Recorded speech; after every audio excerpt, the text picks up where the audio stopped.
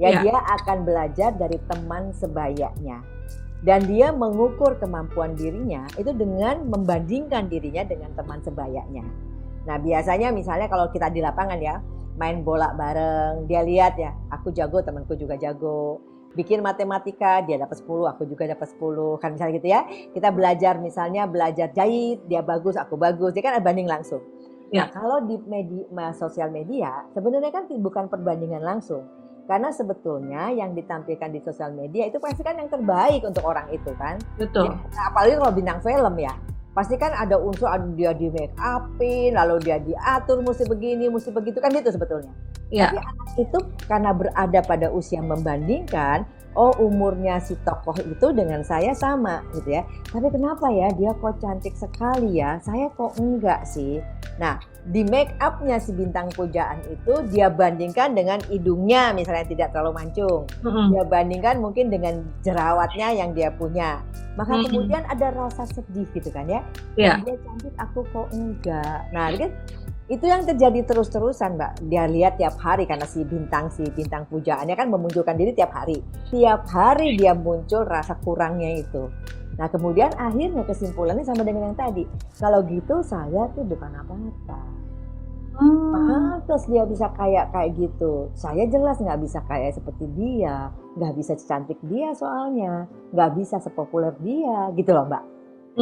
Padahal itu kan nggak realistik. Dia membandingkan dengan sesuatu yang memang dibikin kan sebetulnya Mbak Rara, tapi kan dia nggak tahu kalau itu dibikin.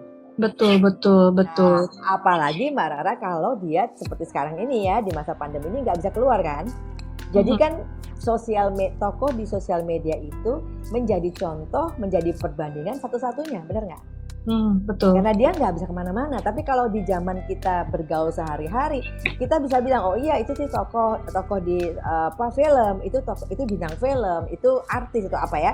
Tapi aku sama teman-temanku sama tuh, gitu kan. Ada ya ininya perbandingan. Oh iya, aku sama teman-temanku sama, ada jerawatnya, teman-temanku juga sama nggak pakai make up, bajunya juga cuma seadanya. Kalau bintang film sih beda. Nah, dia bisa mengatakan begitu kalau dia bisa bergaul kan. Nah, kalau pas dia sendirian dan hanya di tiap hari hanya lihat contoh itu, ya lama-lama cemas lah Mbak Rara. Karena makin jauh nanti jaraknya. Kalau tadi saya boleh sedikit menggambarkan gitu ya, yang saya tangkap ini kebanyakan kok perempuan ya yang mempunyai anxiety berlebihan. Dah, bagus. Ibu. Ya, itu di tahun saya lupa tahunnya ya.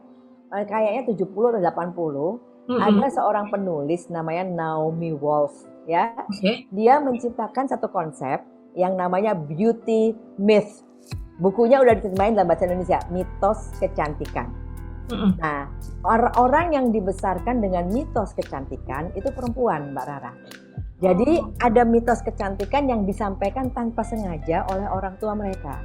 Kamu mesti kulitnya mesti bersih, badan kamu mesti cantik ya misalnya gitu ya, gigi kamu mesti bagus, rambut kamu mesti begini gitu ya. Yang jadi tuntutan untuk cantik itu adanya pada anak perempuan.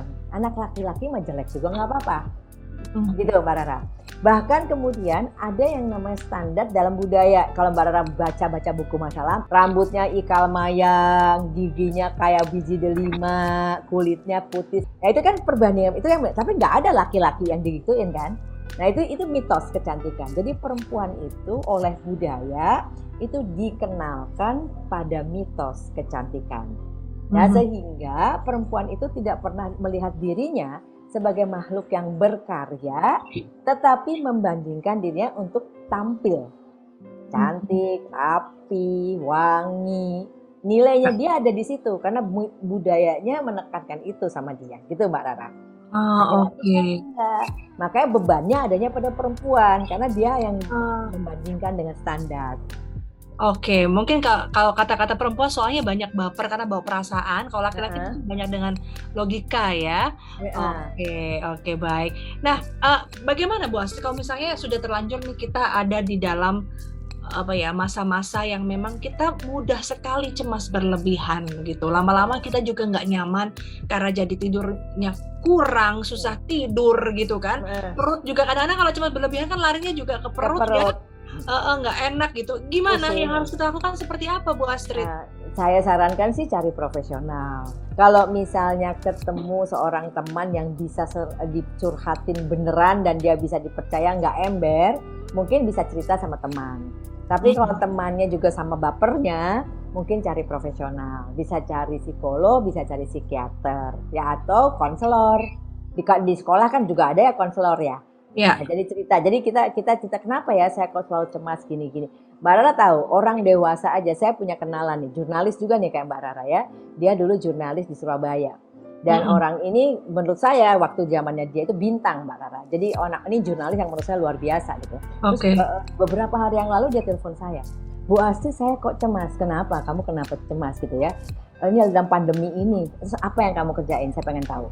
Dia jurnalis ya. Kamu jalan-jalan ngejar narasumber nggak? Nggak bisa, bukan pandemi. Jadi biasanya lewat telepon atau Zoom. Oke. Di luar kerjaan kamu ngapain? Terus dia bilang dia ngikutin seseorang bintang film. Dia sebut nama bintang filmnya ya. Nama bintang filmnya Korea Mbak, Korea. Nah, jurnalis ini orang Ambon Mbak. Kulitnya hitam, rambutnya keriting. Ya itu kan udah jelas beda lah dengan si Korea yang dioperasi plastik berambut kuning dan berkulit putih. Udah jelas beda kan. Tapi gitu tuh, ini dewasa Mbak Rara. Mungkin umurnya sama Mbak Rara sama mestinya ya, atau lebih muda sedikit gitu kan. Dia tuh bisa loh Mbak Rara. Saya sampai nggak bisa tidur Bu, sampai muntah, sampai kenapa? Apa dia bilang? Saya kok merasa diri saya nggak secakep bintang film itu. Hah? Saya bilang, kamu ini loh ya, kamu nih Ambon, rambut kamu keriting, hitam gitu kan ya. Kamu kok bisa menganggap orang yang jauh beda sama kamu sebagai itu? Dia cerita, sebagai bandinganmu. Dia cerita, saya tuh kebanyakan ngeliat filmnya Bu. Saya merasa simpati. Kamu tuh bukan simpati pada orangnya saya bilang, tapi pada peran yang dimainkan gitu ya di film kan. Ya katanya. Terus akhirnya karena gitu saya cari dia. Saya cari dia di Instagram, cari dia di Facebook. Dan saya jadi cemas Bu. Dia punya segalanya, saya nggak punya apa-apa. Mukanya aja putih, rambutnya kuning kemilau, cakep terus. Aku sampai nggak bisa ngomong Mbak Rara, ini orang gede loh Mbak Rara. Wow. Artinya logika ya, kita harus realistis ya Bu Astrid ya. Mbak Rara. Dan ini kita lihat pengaruh sosial media bisa segitu besarnya kalau kita tidak selektif. Kita tidak batasin dalam waktu dan tidak membaginya dengan hal lain. Jadi cuma lihat itu aja. Kita mesti membagi hidup kita dengan hal lain. Nggak bisa cuma makan itu, terpengaruh Mbak ternyata gitu loh. Nah ini ada Mbak Salsa di Jakarta. Assalamualaikum, saya Salsa ingin nanya, kenapa ya akhir-akhir ini saya sering cemas ketika merasakan belakangan ini tuh kayak nggak hidup gitu. Saya merasa jantung berdebar-debar, sesak napas, pusing. Kalau mau keluar rumah untuk beli makan tuh rasanya kayak cemas terus gitu. Nggak bisa melakukan aktivitas seperti biasa karena takut sesak napas lagi gitu ya. Apalagi kalau udah ngomong ada orang gitu kan, tapi juga orangnya kurang kita percaya, jadinya cemas lagi. Gimana ya biar saya lebih percaya, lebih terbuka terhadap orang, bisa berkurang rasa cemasnya? Bu Astrid silakan. Kalau udah sampai seperti ini sih Mbak, ini yang tadi saya bilang. Tadi kan Mbak Rara tanya, gimana kalau kecemasan menghinggapi seseorang. Ini salah satu contohnya Mbak. Kalau udah sampai kayak gini, saya sarankan sih untuk pergi ke psikiater ya. Nanti kamu akan dikasih obat anti cemas, ya mungkin biasanya diresepkan selama 2 minggu ya kan untuk obat anti cemas itu, sehingga kemudian otaknya bisa lebih sinkron gitu kan ya, hatinya bisa lebih beres, lalu kamu bisa lebih tenang. Nah baru setelah itu kita bisa bicara problem kamu apa. Karena kalau sudah seperti ini sampai takut segala macam, kemudian sakit ini itu ya, kemudian nggak berani ini itu, ini udah over gitu. Ini yang udah masuk anxiety disorder.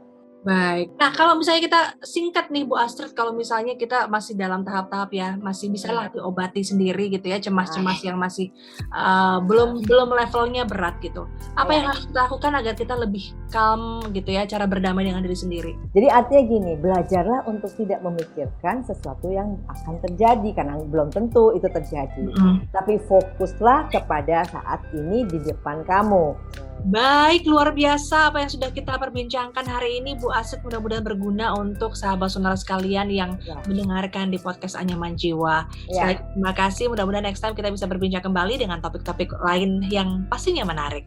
Ya. Makasih Bu Astrid. Makasih Mbak Rara. Sampai ketemu lagi dah. Sampai ketemu lagi. Sahabat Sonora, jangan lupa juga berbagi cerita pengalaman ya tentang kesehatan mental, dikirim ke podcast@kgmedia.id atau juga DM di media sosial Instagram @sonorafm92 atau @mediokgmedia, dan dengarkan podcast Anyaman Jiwa di Spotify. Saya Rara Kalisaran pamit. Sampai jumpa. Yah, udah selesai episode kali ini. Tungguin episode Anyaman Jiwa selanjutnya ya.